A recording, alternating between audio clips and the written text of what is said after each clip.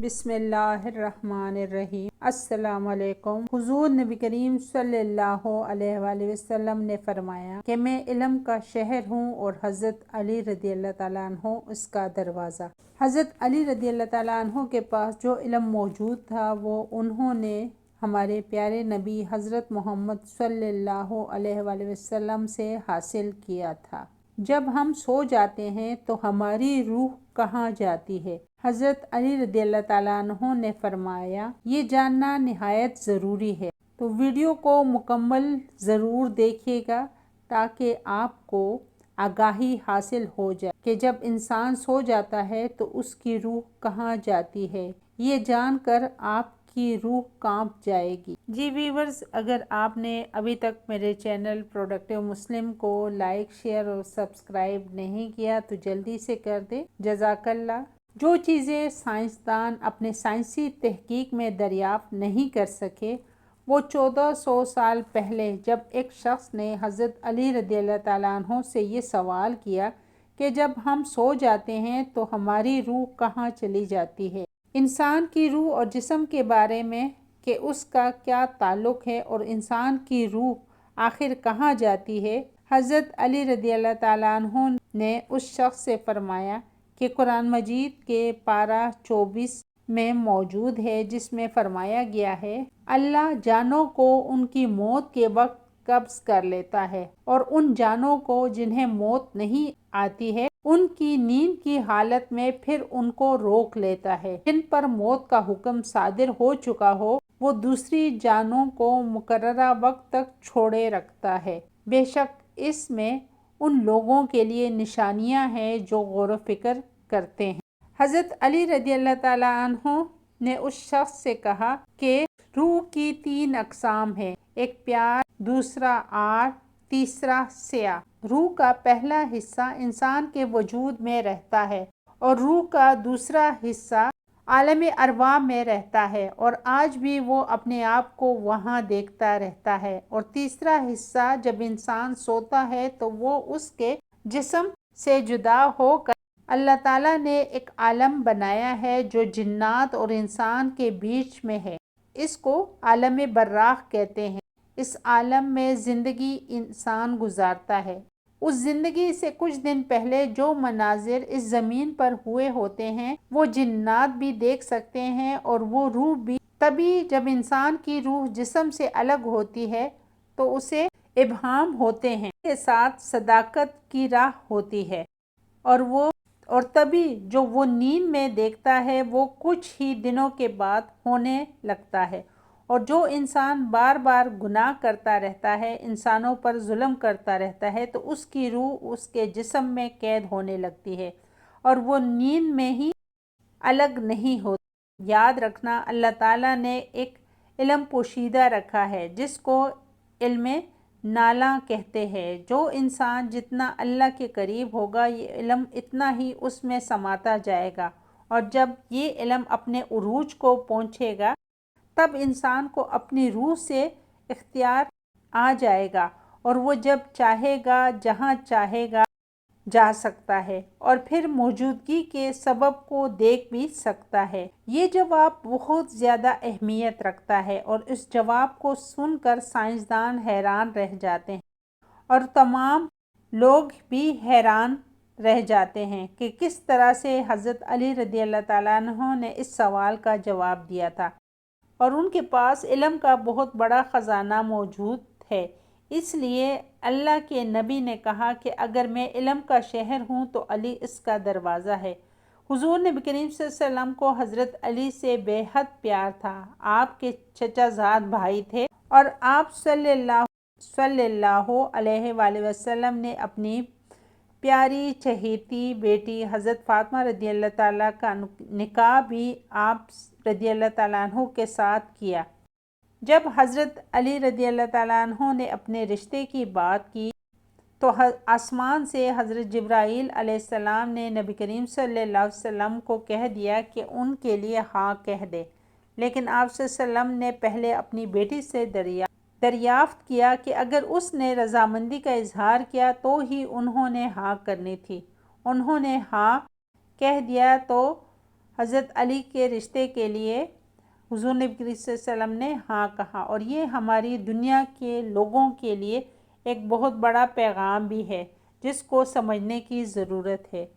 حضرت علی رضی اللہ تعالیٰ عنہ نے جب دیکھا کہ حضور نبی کریم صلی اللہ علیہ وسلم نے دین کی تبلیغ شروع کی، سب کو اسلام کی دعوت دی، تو سب سے پہلے بچوں میں حضرت علی رضی اللہ تعالیٰ عنہ نے اسلام قبول کیا۔ اس وقت ان کی عمر 8 سال تھی۔ حضرت علی رضی اللہ تعالیٰ عنہ کی زندگی سے ملنے والا ایک ایسا واقعہ بھی بتاتے ہیں جس سے معلوم ہوتا ہے کہ انسان کی خوشی کس چیز میں ہے اور انسان کو سکون کیسے آتا ہے۔ انسان آج مختلف چیزوں میں اپنا سکون تلاش کرنے کی کوشش کرتا ہے، لیکن اسے پھر بھی سکون نہیں ملتا۔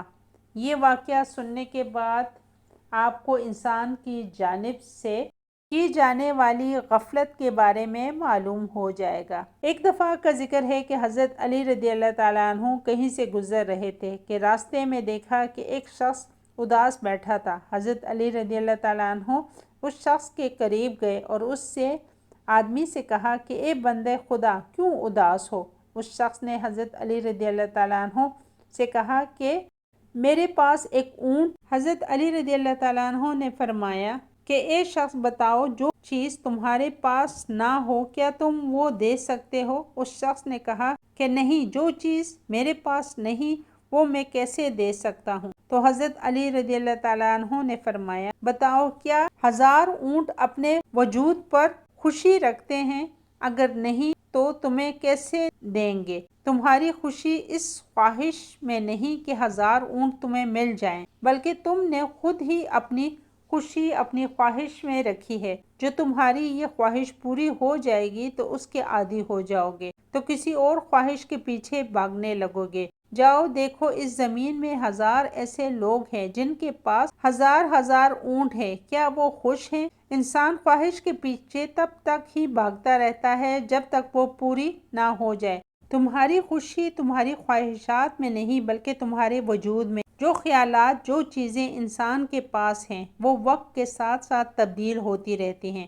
ایک شخص انسان کا مقصد یہ نہیں کہ وہ اپنی خواہشات کے پیچھے بھاگتا رہے، بلکہ انسان کی خواہشات کا مقصد یہ ہونا چاہیے کہ وہ اپنے آپ کو سمجھے، اپنے آپ کو تلاش کرے، کیونکہ تمہاری خوشی ان چیزوں میں نہیں بلکہ خوشی اللہ تعالیٰ نے تمہارے وجود میں رکھی ہے۔ یہ بات موجودہ دور میں تمام لوگوں کے سمجھنے کے لیے بے حد ضروری ہے۔ ہمارے لوگ اس چیز کو سمجھتے نہیں ہیں اور اس دنیا کی چیزوں کے پیچھے بھاگتے ہیں، جس کی وجہ سے وہ اپنی دنیا اور آخرت ان دونوں کو ہی تباہ کر دیتے ہیں۔ ہم سب کے لیے یہ ضروری ہے کہ ہم اپنے آج کو جئیں، اپنے آج کی تیاری کریں اور آج کی چیزوں کے بارے میں سوچیں، کیونکہ آج جو چیز ہمارے پاس ہے کل کو وہ ہمارے پاس نہیں ہوگی اور ہمیں ان کے لیے محنت بھی کرنا پڑ سکتی ہے۔ حضرت علی رضی اللہ تعالیٰ عنہ کی زندگی سے اس طرح کی بے شمار واقعات ملتے ہیں جنہیں انسان سنتا ہے تو حیران رہ جاتا ہے کہ انہوں نے ہمیں بتایا ہے کہ زندگی کو کس طرح سے لے کر چلنا ہے اور زندگی کا مقصد کیا ہے۔